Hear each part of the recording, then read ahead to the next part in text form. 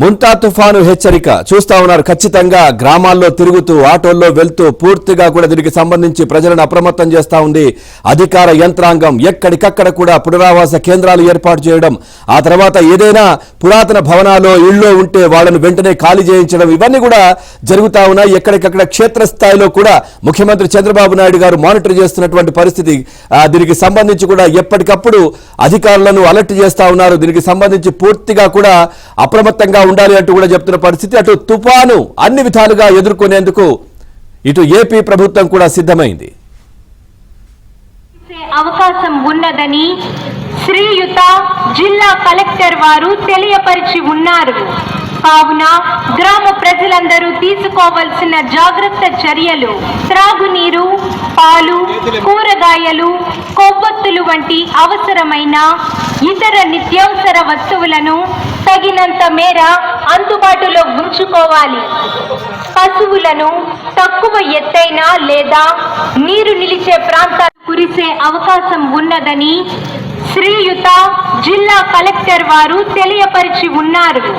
కావున గ్రామ ప్రజలందరూ తీసుకోవాల్సిన జాగ్రత్త చర్యలు: త్రాగునీరు, పాలు, కూరగాయలు, కొవ్వొత్తులు వంటి అవసరమైన ఇతర నిత్యావసర వస్తువులను తగినంత మేర అందుబాటులో ఉంచుకోవాలి.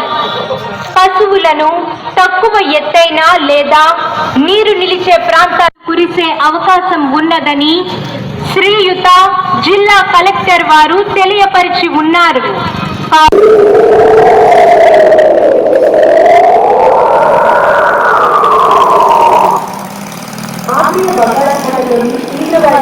ఈ రోజు రాత్రి నైరుతి మరియు పశ్చిమ మధ్య బంగాళాఖాతంలో తుఫానుగా బలపడుతుంది.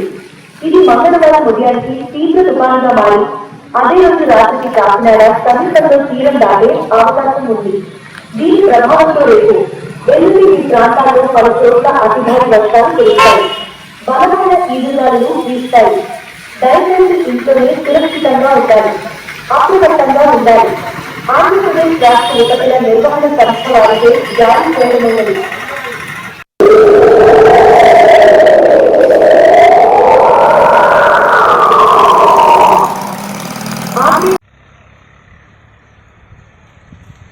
పాటించవలసినదిగా కోరడమైనది.